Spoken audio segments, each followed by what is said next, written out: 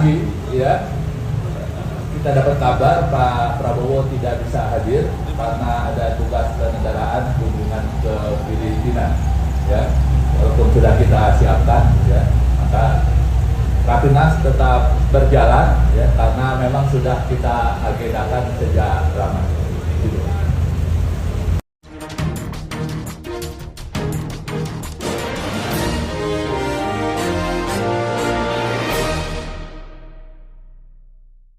Selamat malam netizen dimanapun kita berada, salam inspirasi bagi kita semua. Ya, nampaknya Prabowo lebih bertemu dengan Pak SBY ketimbang hadir di PKS.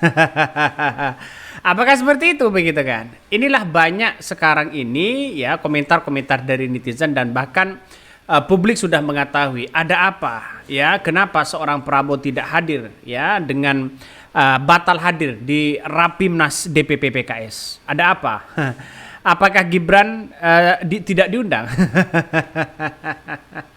Ini nampaknya PKS masih diambang kebingungan ya, mau ngundang Gibran, takut pemilihnya kabur ya.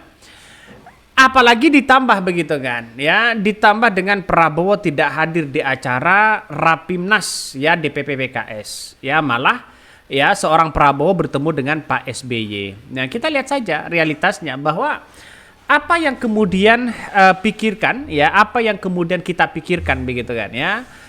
Melihat bagaimana sosok Prabowo tidak hadir di acara Rapimnas DPP PKS ya. Ada apa? Nah, itu yang mesti dipertanyakan begitu. Maka dengan adanya seperti ini kabarnya dari beberapa PKS ya sudah memberikan klarifikasi bahwa Prabowo tidak hadir karena ada acara lain ya, tugas negara.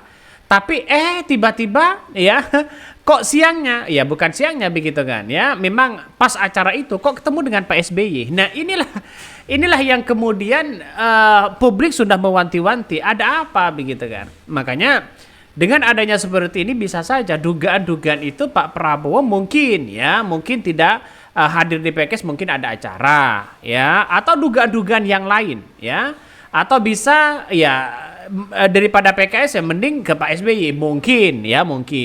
Banyak sekali pro dan kontra. Coba kita baca komentar dari netizen. Ngeri sedap ya. Kasihan PKSY. Mereka ngebahas Fufu Fafa, ini komentar-komentar dari netizen. Ya, makanya saya berpandangan begini ya. Semakin hari ya semakin menunjukkan bahwa PKS ya saat ini sudah tidak nampaknya sudah tidak ada taringnya lagi begitu kan ya. Seperti yang dulu bagaimana PKS yang kemudian sangat sangat dipercaya oleh masyarakat. Saya itu kagum luar biasa kepada PKS sejak tahun 2014 ya, di mana saya masih aktif di media sosial. Sosok PKS itu sangat-sangat luar biasa, dan bahkan satu sisi inilah yang kemudian kita amati di sini begitu kan ya, dengan adanya Pak Prabowo tidak hadir di situ menandakan ini ada apa. Itu satu begitu ya. Yang kedua adalah ya mungkin tidak hadir ya karena kabarnya begitu dari DPP PKS sendiri begitu kan ya, dari DPP PKS sendiri sudah memberikan klarifikasi, kabarnya tidak hadir karena ada acara. Tapi ya inilah politik yang ada saat ini begitu. Masyarakat pasti tahulah ya bagaimana ketidakhadiran dari seorang Prabowo. Ya kasihan sih sebenarnya PKS ini ya, takut mungkin salah satunya takut ditinggal para pendukung-pendukungnya atau bagaimana. Yang jelas di situ seorang Prabowo tidak bisa hadir ya. Seorang Prabowo sudah tidak bisa hadir. Coba kita lihat ya dari beberapa pantauan kami begitu dalam sebuah video ya. Di sini ada Prabowo, padahal Rapimnas. Rapimnas itu acaranya seharusnya Prabowo dan wakilnya, yaitu adalah Gibran. Kenapa begitu kan? Inilah yang kemudian masyarakat bertanya-tanya, jangan-jangan PKS ya dengan adanya Rapimnas mengundang seorang Prabowo, mengundang Gibran misalnya begitu kan? Ya seharusnya kan Prabowo tidak hadir, seharusnya kan Gibran begitu kan ya yang seharusnya hadir. Nampaknya masih ada keraguan yang sangat luar biasa yang dilakukan PKS. Kalau Gibran diundang dan datang di situ, maka kemudian yang terjadi adalah ya Bisa saja dugaan-dugaan masyarakat, wah ya, wah gimana ini PKS kok ngundang Gibran? Tidak diundang juga salah begitu. Tidak diundang juga salah. Kenapa? Ya karena pada kenyataannya adalah ya nampaknya PKS ini ragu-ragu begitu, mau ngundang atau tidak. Ya cukup Prabowo mungkin ya. Tapi pada ujung-ujungnya seorang Prabowo tidak hadir juga.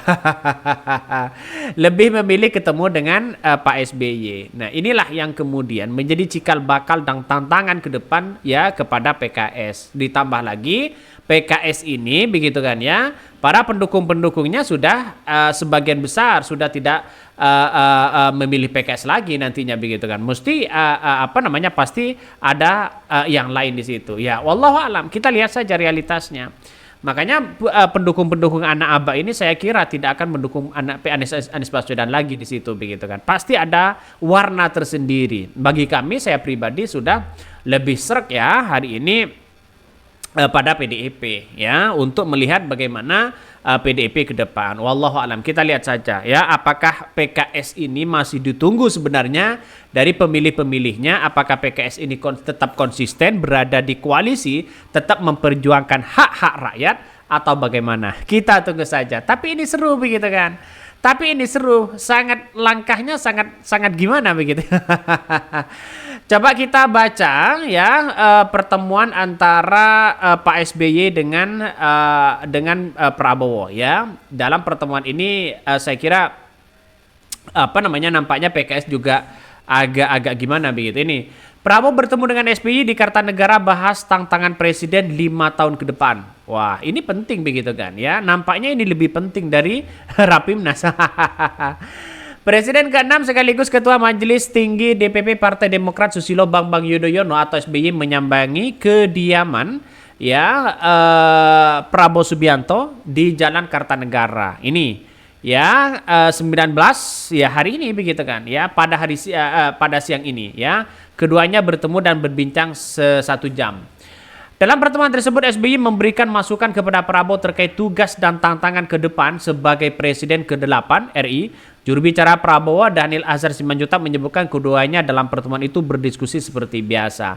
Pak Prabowo mendengarkan masukan dari Pak SBY terkait tugas beliau dan tantangan kepemimpinan beliau 5 tahun ke depan, mengingat kondisi geopolitik dan geostrategis yang sangat dinamis ke depan. Ya, sudah tahu dan bisa ketebak begitu arahnya mau kemana begitu kan ya.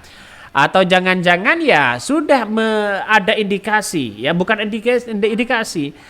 Publik sudah melihat bahwa apakah ini bagian dari manuver-manuver yang kemudian di detik-detik akhir ya seorang Prabowo dilantik ya. Seorang Prabowo sebentar lagi akan dilantik. Kue-kue jabatan, kue kekuasaan, kue-kue menteri ya pasti semuanya akan dapat ya. Apalagi Partai Demokrat pasti dapat. Nggak tahu dapat berapa. Tapi yang terpenting adalah realitasnya adalah wajar kalau Partai Demokrat tiba-tiba dapat 3 misalnya begitu kan, wajar mereka ada berdarah-darah untuk memenangkan seorang Prabowo.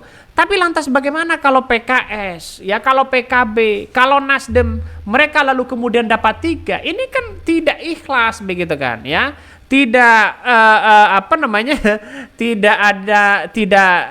partai itu partai begitu untuk mendukung dia. Tiba-tiba menjadi oposisi berlawanan, tiba-tiba mau bergabung, mau dapat jatah 3 menteri. Ya jangan dulu. Partai Demokrat mungkin mengantisipasi itu. Salah satunya begitu kan. Tapi ini menyangkut dari pertemuan-pertemuan dengan PKS ya, dengan Rapimnas PKS. Saya kira ini lebih penting ya. Kenapa? Karena pada kenyataannya adalah SBY itu adalah mantan presiden. Dia tahu mana pintu gerbangnya yang harus kita lakukan. Walaupun hambalang mangkrak juga. Ya tidak ada masalah begitu kan. Karena pertemuan-pertemuan itu mungkin saling tukar pikiran ya, daripada datang mungkin ke Rapimnas PKS tapi pada ujung-ujungnya di situ begitu kan ya tapi pada ujungnya itu aja ya mungkin Pak Prabowo lebih suka itu begitu. Presiden ke-6 RI terlihat keluar dari pintu rumah Prabowo ya di teras rumah, tepat di depan ada mobil SBY. Nah, inilah yang kemudian Pak Prabowo tetap tegas mereka menghormati senior-seniornya. Siap gitu kan. Itu artinya apa? Artinya mengidentifikasi bahwa sosok Prabowo ini begitu kan ya, yang di bawah ini begitu, harapan besar dari masyarakat ya, jangan sampai seperti Mulyono lah begitu kan. Kira-kira kan seperti itu. Saya kira partai-partai sekarang itu tidak ada masalah dengan Prabowo. Semuanya tidak ada masalah dengan Prabowo. Justru kita lihat saja yang bermasalah itu sama Mulyononya begitu. Tapi ingat, Prabowo itu harus kuat ya. Jangan sampai ya oposisi di situ hanya ya ingin mendapatkan menteri, tiba-tiba lebih banyak menterinya daripada ya koalisi yang berdarah-darah memenangkan Prabowo. Itu yang jelas tidak bisa begitu. Partai Nasdem sudah menyerah ya. Oke, mungkin itu yang kami sampaikan. Tonton terus channel Hot dari Podcast Rakyat ini, jangan lupa di subscribe.